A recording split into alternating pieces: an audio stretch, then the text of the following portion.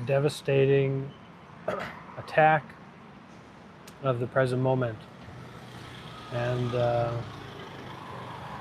as much as we may, have a lot of wishes and ideas about what happens in our lives and the plans that we have, the present moment really just doesn't give up. And that's a blessing when it comes to our sufferings and our difficulties, and a curse when it comes to our attachment to fame and pleasure and status and things being comfortable. And really the issue in this is the attachment that we have. So if we don't have that attachment, if we aren't locked into dualistic thinking, then and there's not a problem whether things go well or things go wrongly. There's no such thing as well or wrongly. There's no dualism in it. But it's that attachment and that desire that keeps us from realizing our source nature. So I wanted to read today a little bit from this book. The author is a Poha Sunim. So Poha Sunim is a teacher that really resonates with me a lot. He's a Zen monk from South Korea. So he's a South Korean monk, kind of like an old hermit. And the first retreat that I did with him was maybe in 2014 or 15. And I did a koan retreat with him. We all went out to this beach house and everyone's given a koan. Students are at different levels of realization, of understanding. And the koan I was given was, a student has asked the Zen master, not even a single thought has arisen. Is there still a sin or not? And the master replied, Mount Sumeru. So why did the master reply Mount Sumeru? Why did the master say that? And in that koan interview, when you're face to face with the master and they're, full on meditating at you, you have to come up with a sufficient answer to cut through duality.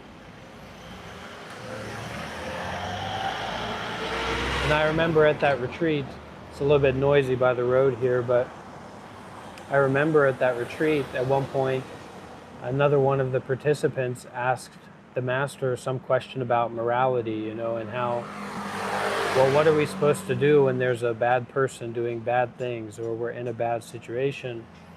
And the master said to him very bluntly and very directly, he said, hey man, and we were eating dinner at the time, he said, hey man, you're eating donkey shit. And he left it at that.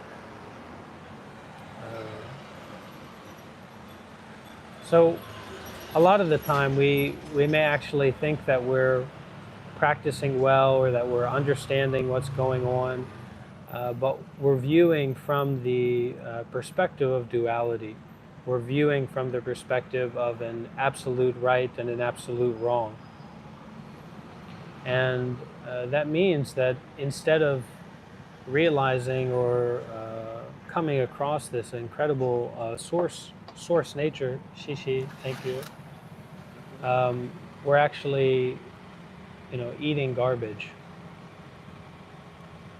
So this cappuccino is garbage.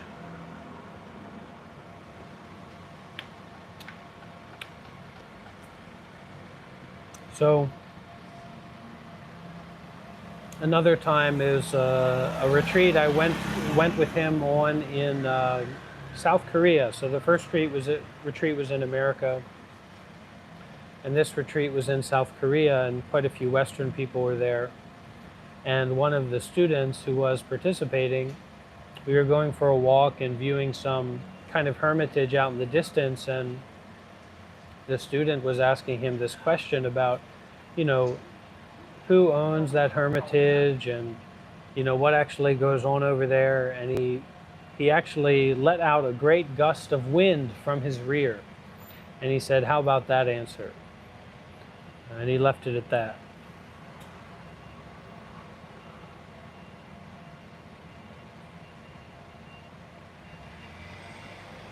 So let's start here with this text of the sound of the bell. And I'll also say, just FYI, if you're inspired by these teachings, the Master currently doesn't do like public teachings, as far as I'm aware, in English and for Western people, but there's a back catalog of his teachings on YouTube.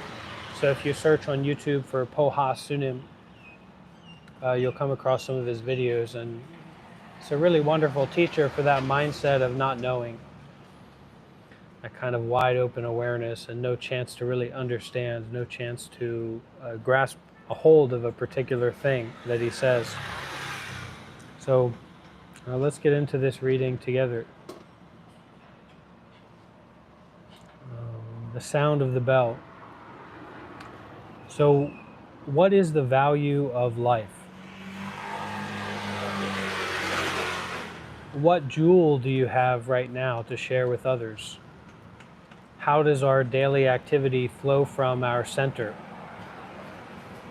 And flowing from the center, you can kind of see the difference when, of course, like a monk meditating, or when we're really in the present moment. But you can look at yourself or look at someone in the environment who's rushing off somewhere. You know, they're stressed, they're worked up, they're trying to get to their destination. So you can't say that they're really flowing from their center. So what is the value of life? What jewel, what precious gem do you have right now to share with others? How does our daily activity flow from our center? Can you hear me okay with the noise going by? I think there's some noise suppression in the microphone. Yeah, let me know if you can hear me okay with the audio. So when a bell rang, the Buddha asked the people, "Can you hear the sound of the bell?" They answered yes. When the bell was not ringing, the Buddha asked the people, "Can you hear the sound of the bell?" They answered no. Buddha said, "Why are you so unenlightened? When I asked if you heard the true sound of the bell, you said no. Why did the Buddha say you are unenlightened?" And I would take a sip from my cappuccino here.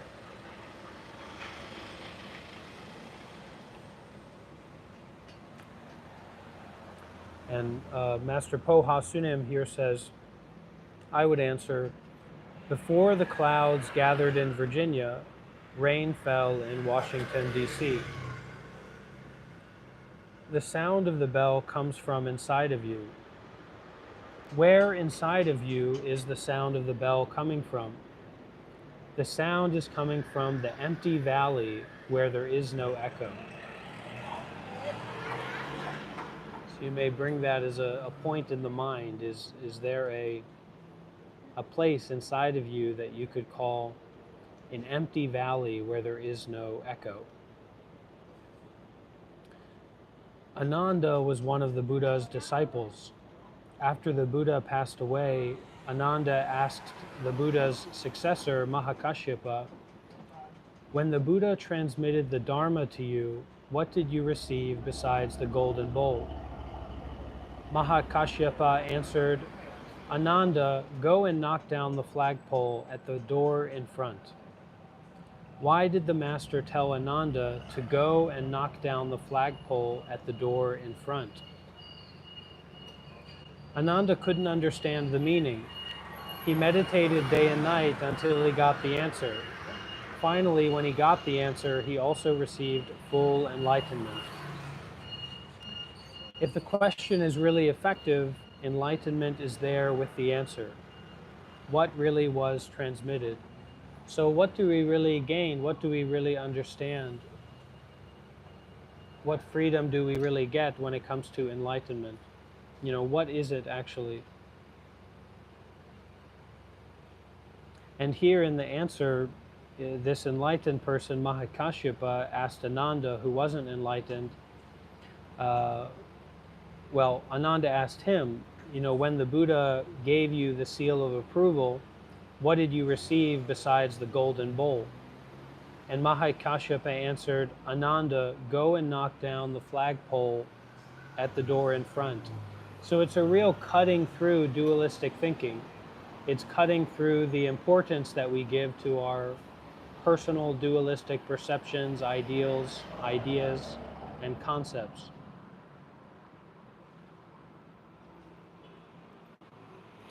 So what really was transmitted? The sharp sword of wisdom is what we seek throughout life. When we find it, what is it? So in this life of suffering, in this life of going up and down, making mistakes, having successes, what we're really seeking is this sword of wisdom, this ability to cut through suffering, to awaken to freedom, to enlightenment, to peace and truth, to our source, to our center. And what is that sword of wisdom? It is us. When you find it, the question becomes, how can we use it? Use your truth in daily life without chasing any forms or names. This is how to save ourselves and others. When I was very young, a master told me this story. A person put a baby duck in a narrow-necked bottle, and he fed the duck 3 times a day until it grew up. The duck needed to come out of the bottle because it was dying in the bottle. How can you save the duck without breaking the bottle? The whole universe is a bottle, and each one of us is a duck. How can we save ourselves from the bottle? If you can get the answer, you will have the wisdom to be free from life and death at this very moment. Your whole life is a place of worship, and everyone is the Buddha. Where is sound and meaning coming from? We should really work on understanding this. So, where precisely are these experiences that we have coming from? Where are your thoughts coming from? Where is sound coming from? Where are colors coming from? Where are forms coming from? Where is all of this originating from?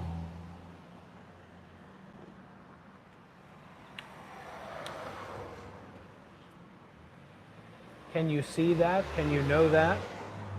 Can you recognize that center within yourself?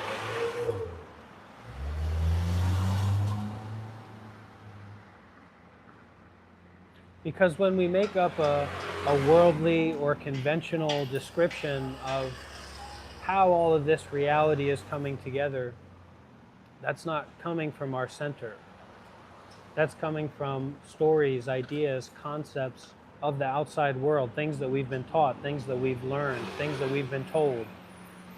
So right now I'm sitting in Taipei, right here in Taiwan, and I have some idea because of the news, because of history, because of people that I've met, Taiwan originated from China, and it was built over so many years. But in my direct experience, where can I find any of that?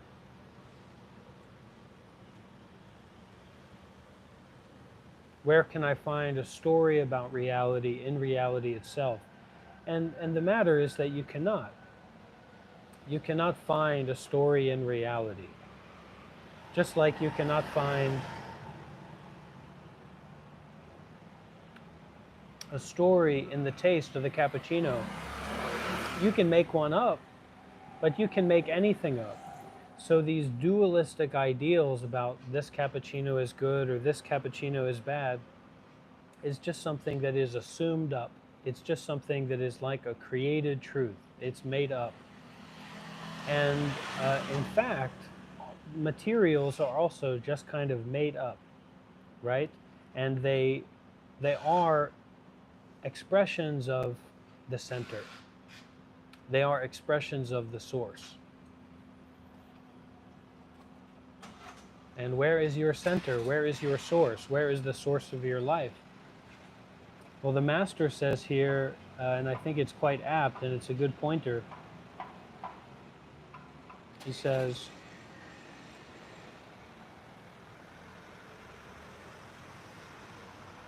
the whole of your life is the place of worship.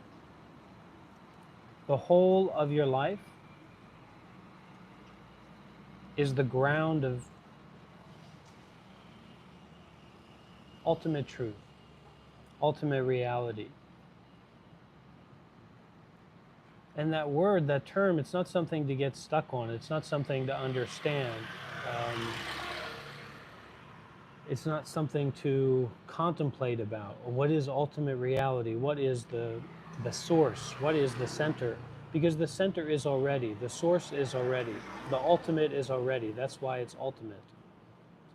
It doesn't have anything to do with our ups and downs, our rights or wrongs, our opinions about it. So reality doesn't have anything to do with our opinions about it.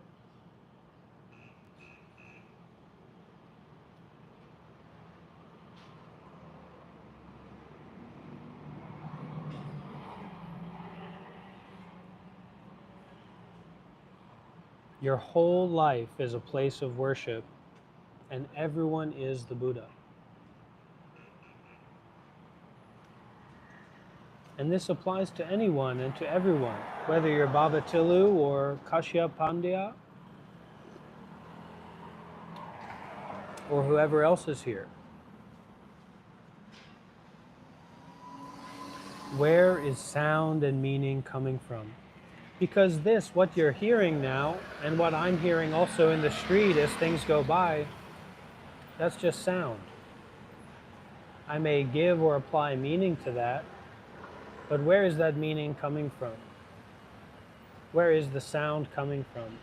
Is it a particular place? Can we separate anything from the whole?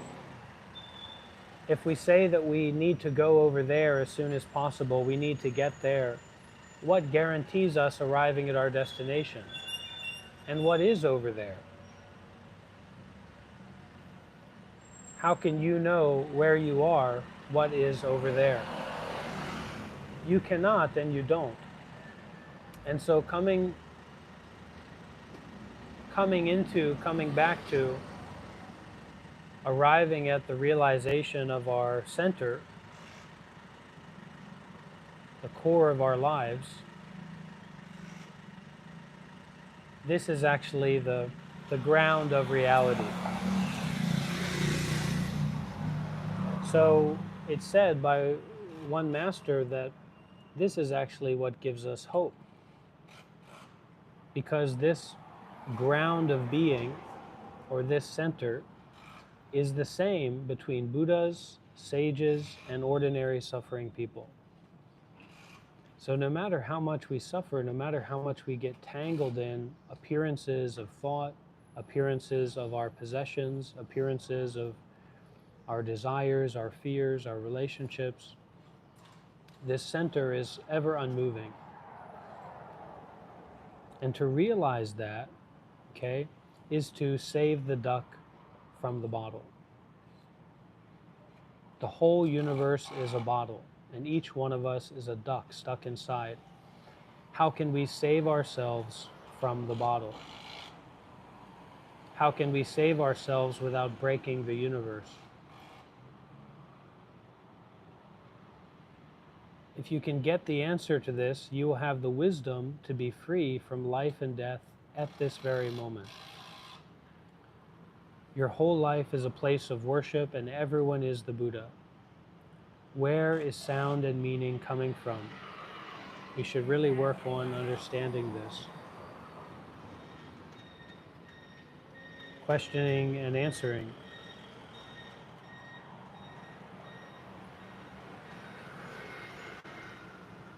And that's one of the things that I think we've lost access to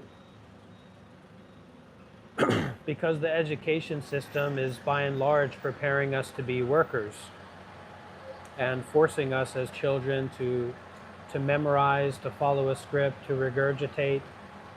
And there's a very limited accessibility to actually asking questions, and asking a big question, asking an ultimate question, asking a question that goes down to our very core, that goes down to our very heart, that goes down to our very center.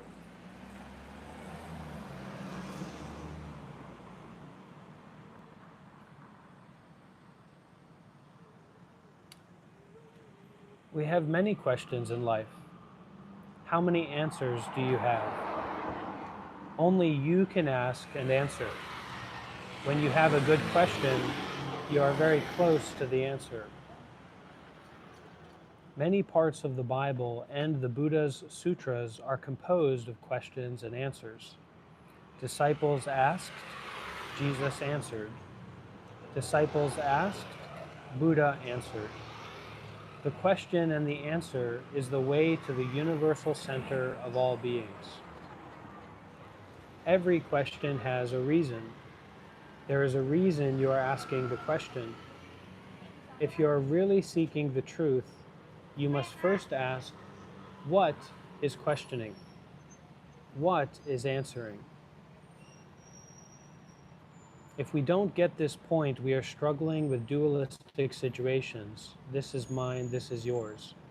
Whatever the situation is, we should see the very truth of the situation. So that voice inside of your head, that mind that you identify with, what is that?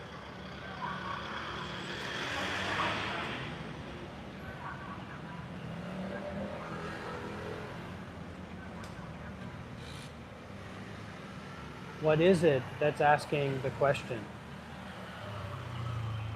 What is it that is answering?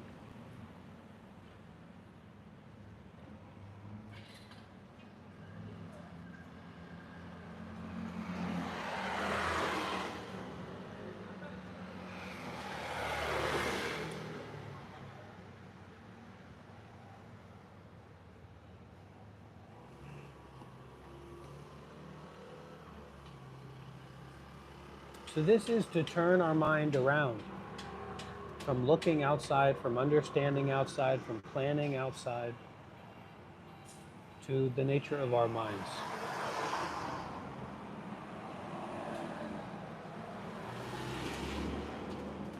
When we are filled with an enlightened spirit, there are no dualistic shadows. When we are using the whole truth all of the time, we will not commit any mistakes. Bodhidharma said, the confused mind cannot save us from the law of cause and effect. It causes eternal confusion. So we can't use a mind of confusion to resolve confusion. Confusion has to be abandoned. We can't use a depressed identity to resolve depression.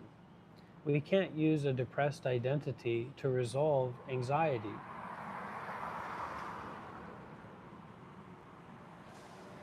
We have to go beyond the dualism of anxious or not anxious, or I am or I am not.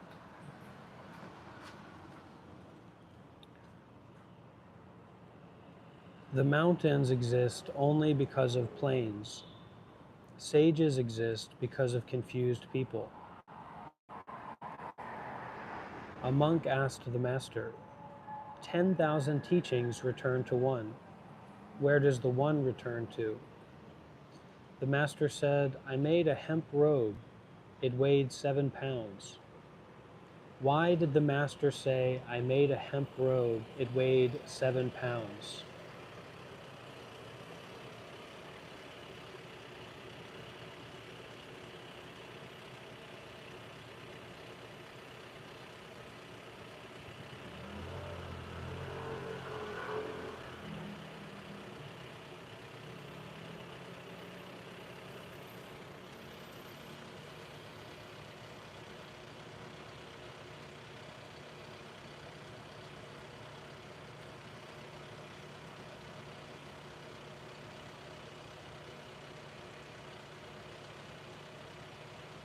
Why did the master say, I made a hemp robe, it weighed 7 pounds?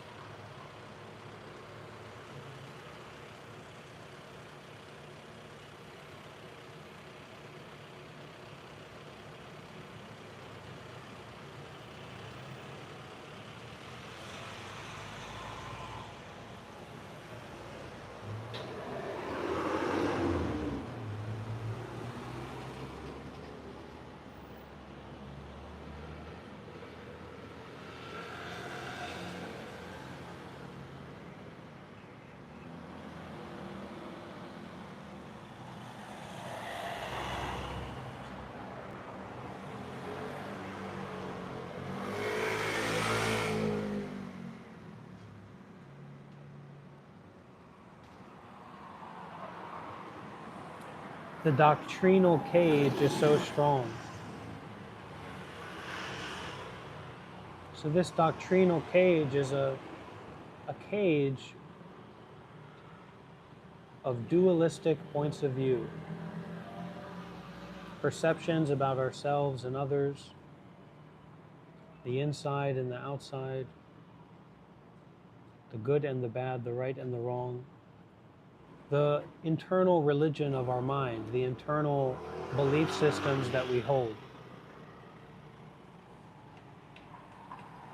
the attachment to our karma, the attachment to this body, the attachment to this mind, as if this body and mind were somehow separate from everything. So this doctrinal cage of selfhood, this doctrinal cage of things being permanent, so needing to be grasped a hold of and dealt with rather than released, rather than let go of completely. This doctrinal cage of trying to get something out of nothing, trying to get nothing out of something.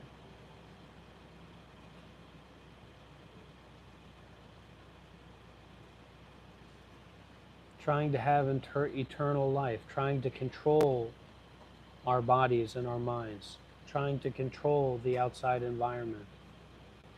You cannot. So this center, this source of wisdom,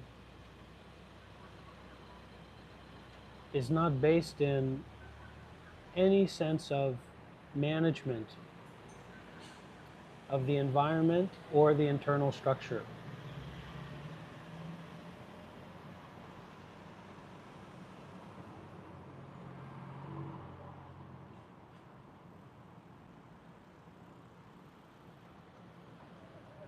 Now, in terms of our own human lives and experiences, we may need to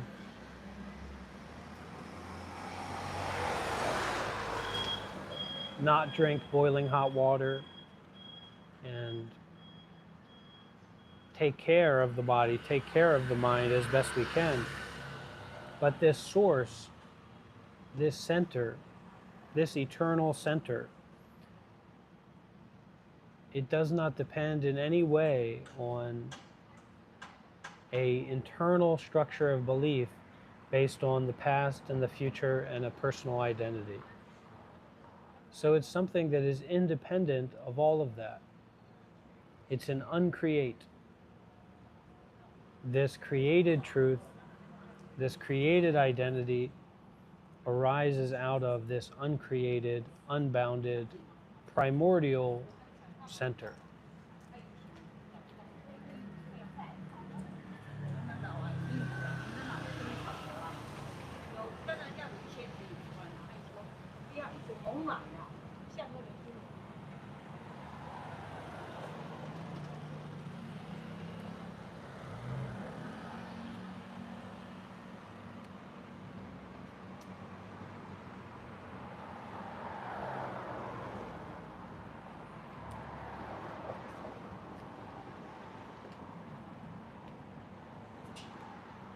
Any comments or questions so far?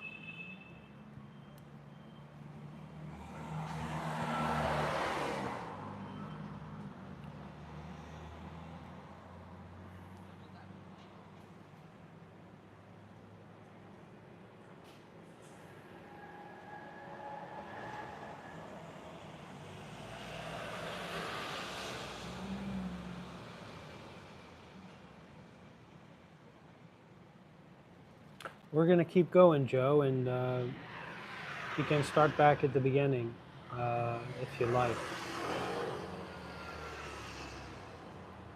So what is evil? You don't need to create good or bad dualistically. Daytime becomes nighttime. Nighttime becomes daytime. Which time is ours?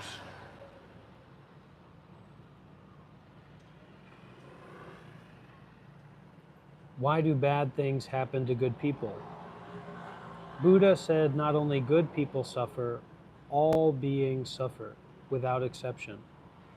Buddha told of the man, now listen to this very closely because this is to the point. Buddha told of the man shot by a poison arrow. The people asked, and I'm sure we've felt this, I would bet that you felt this internally inside of yourself, right? So Buddha told of the man shot by a poison arrow, because sometimes we shoot ourselves with our own poison. That's probably mostly what happens for a lot of us. The people asked, where did this arrow come from? What kind of poison is this? How long is the arrow? Who shot the arrow? What's going on in the mind? Why does this keep happening? Why is my mind like this? Buddha said, just take out the poisonous arrow if you want to connect to eternal life.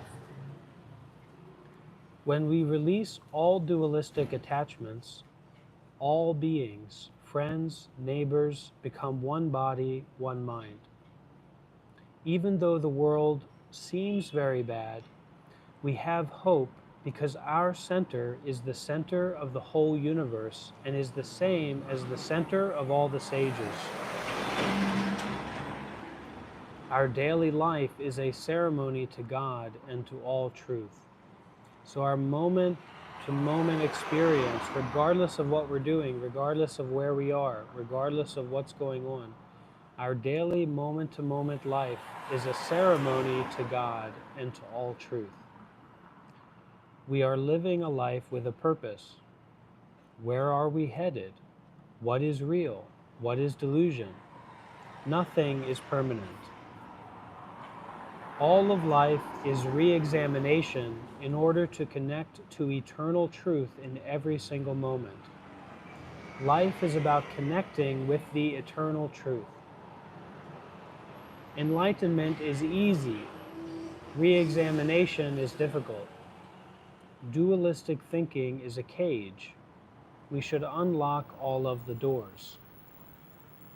There was a God before religion was created. There is truth before we open our mouths. Whatever we are saying, however we understand what we are hearing, we should understand what we are doing very clearly. That is the key to opening the world of peace and the door to God.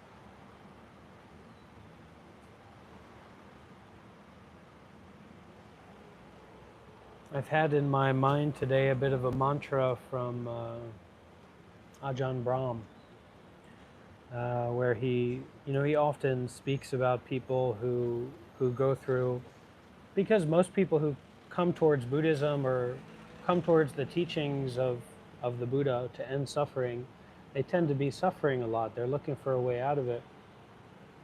And he gave this teaching about how when we're in the midst of that suffering and when we're going through these difficulties, instead of holding this idea that it's going to get worse, when we have a relationship with a spiritual path, with a Buddhist path, with teachings like this, to bring up the mindset that it's going to get better.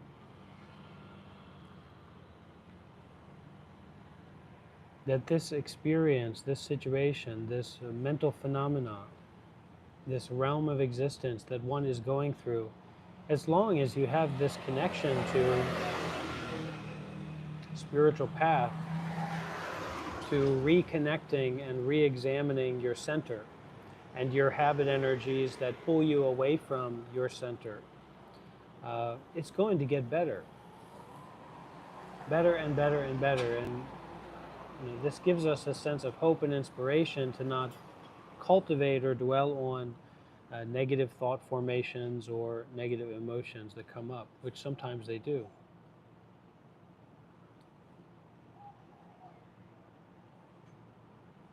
Whatever we are saying, however we understand what we are hearing, we should understand what we are doing very clearly. And for me, the only way to do that is to know how to step back and be with what is. So the center of speaking, the center of listening, the center of breathing, the center of being, that all of these are returning points to this center. That my entire life is right here. Because if my life is over there, it's going to be very difficult for me to make my life the way that I want it to be, to make my mental state the way that I want it to be. But if I can see this moment, this experience, as the center and as the source of the universe, of my true self, my true nature, then my life becomes a living truth rather than a truth of relativity or a truth of dualistic conventions. Because those dualistic conventions never, ever, ever end, do they?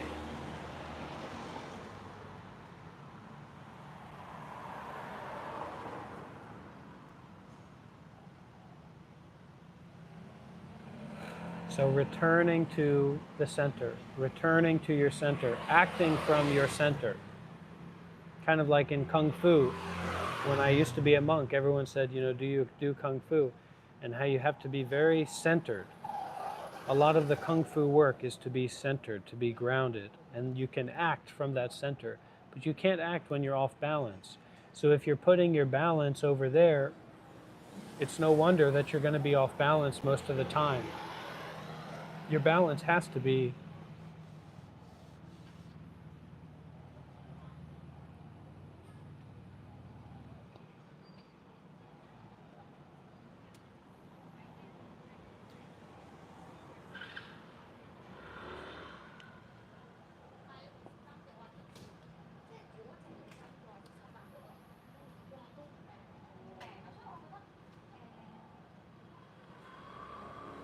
if you can come back to your center, if you can act, your mental actions, your intentional actions, your energetic actions of mind, body, and speech, if you can express those from your center rather than your idea of what's over there or this person or this situation or this experience that's out there, you can work with, you can transform, you can actively take your daily life, your center, as a ceremony to God. And it is that way anyway. It's just you're either acting from your center or you're acting from over there. You're acting from the past, you're acting from the future, you're acting from this attachment to a thought based in dualism. And the hope here is not just that this center, that our center, that your center, that my center is the center of the whole universe and is also the center of all the enlightened beings, but also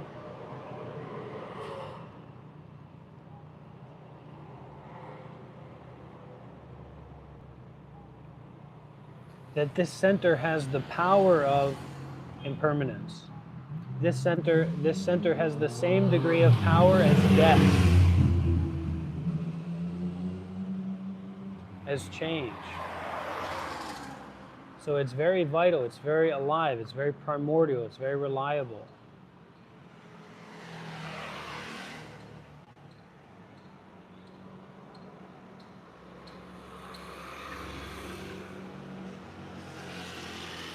Whether you win the lottery today or you go to prison today, that center is undifferentiated. That center is not changing. And it is just as reliable as a millionaire or as someone going through the worst suffering in the world.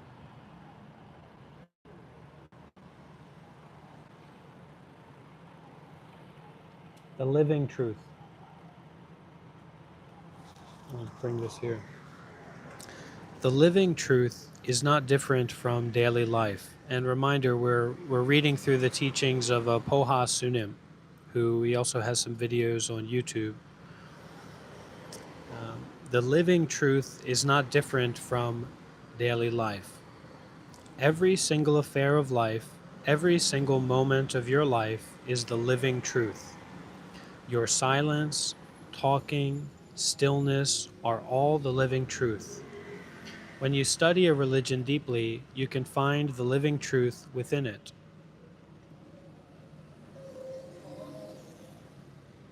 Following the living truth is difficult because we are enmeshed in worldly affairs, fleshy affairs, delusions. Only people who practice and strengthen their practice can follow the living truth. The task is like climbing a high, difficult mountain. Not many people will go to the top of the mountain, but down the mountain there are many people talking about climbing. There are many people chanting, praying, and bringing donations, but not many people climbing. What is at the top of the mountain? When you meditate deeply, only very clear truth is left in your heart. A monk asked Master Dongshan, "What is Buddha?" Master Dongshan replied, 3 pounds of rice. Why did the master say 3 pounds of rice? If someone asked me, I would say, 2 eyes are located just under the eyebrows.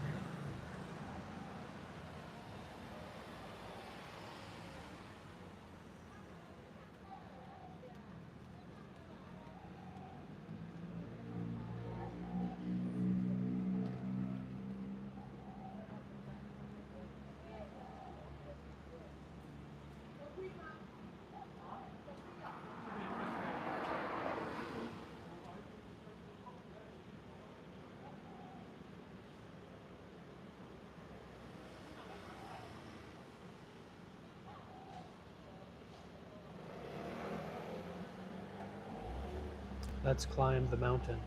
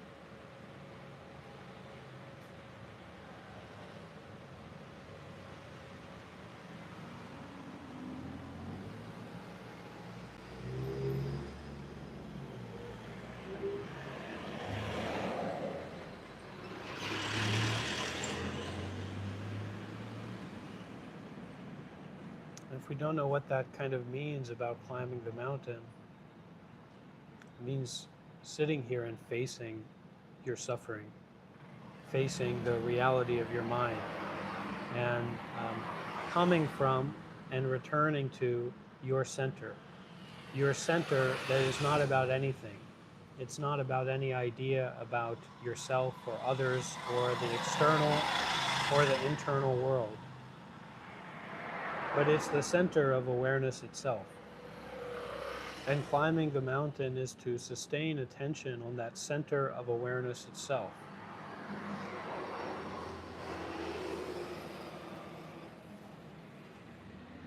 And you can find that that can be very beautiful and peaceful and wonderful, or that can also be confusing and suffering and difficult and all of that. But it's not about it being beautiful or about it being ugly and difficult. It is primarily about that center of awareness, that center that you are coming from and returning to.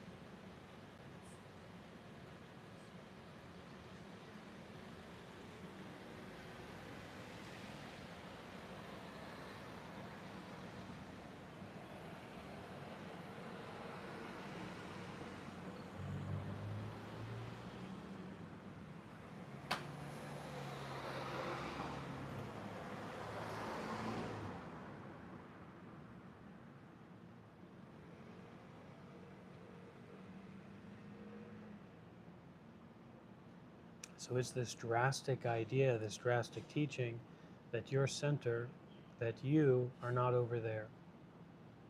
You're not over here either. But the center itself, the awareness itself, not getting attached to the appearances and the forms, the constructs, the illusions that come up in the body or the mind, but climbing the mountain of the center, climbing the empty mountain.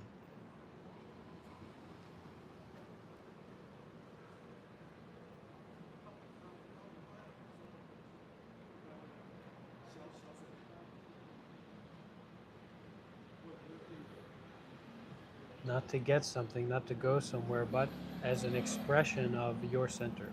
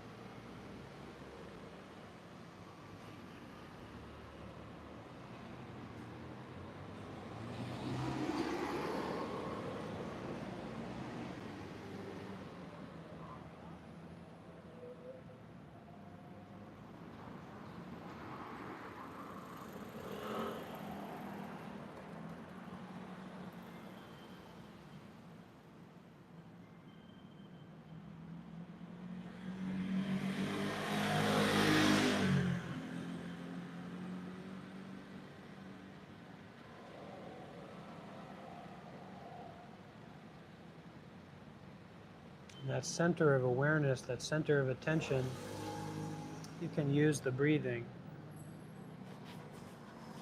You can use those sensations of breathing to return to and to embody, to express from that center, that pristine, clear, direct experiencing of reality as it is, moment by moment, in a way that's beyond moment. It's timeless, timeless awareness.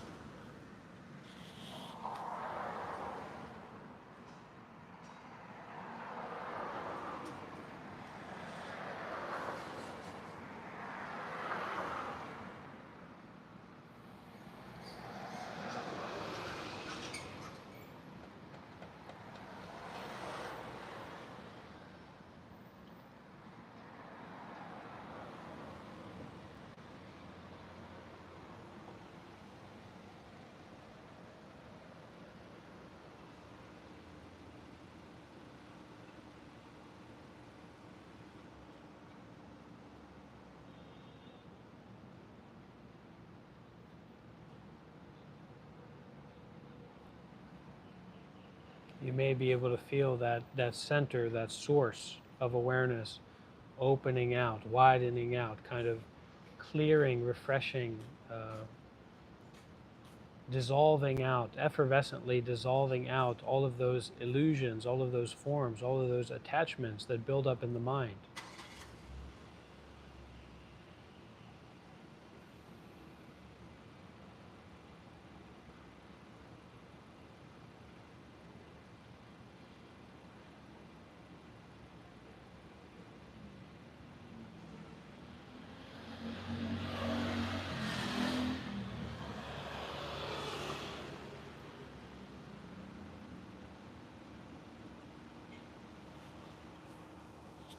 You may repeat after me this mantra.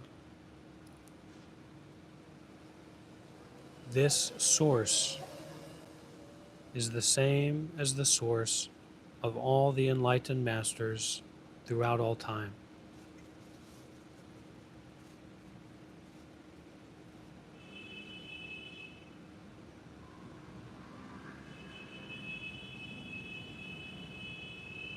This center is not other than the center of the Buddha.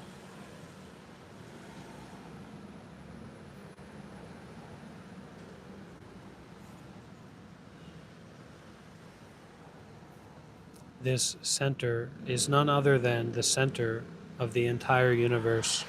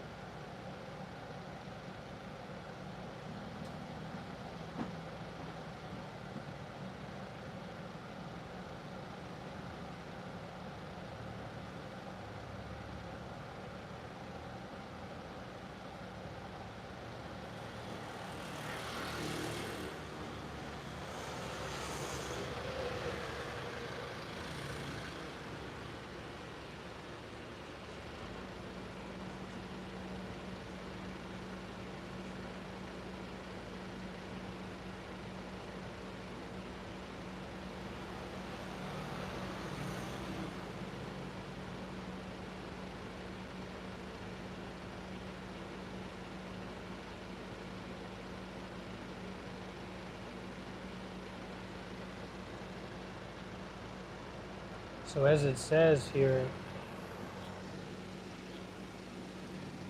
this doctrinal cage is so strong. The doctrinal cage is so strong. This cage of dualisms, this cage of separation, this cage of like and dislike. I like this, I don't like that. And that very bluntly, very directly, is what keeps us from, what leads us away from our center, what leads us away from this living truth.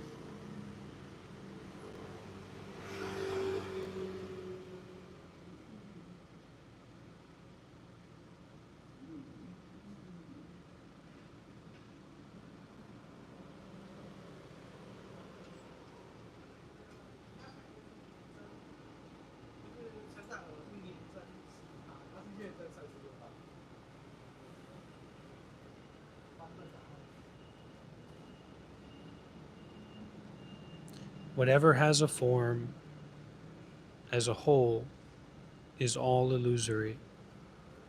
If you see all form as no form, directly you see the Buddha as it is. Okay.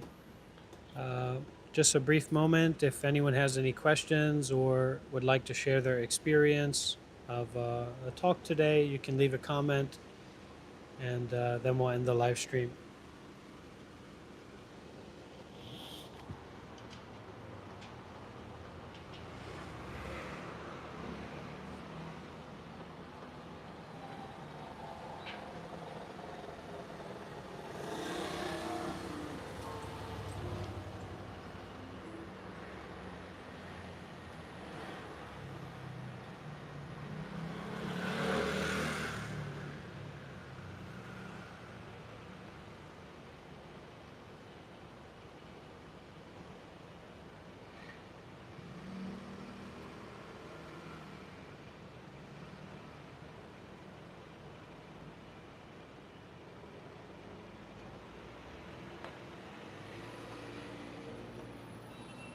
Okay, that's all for now then.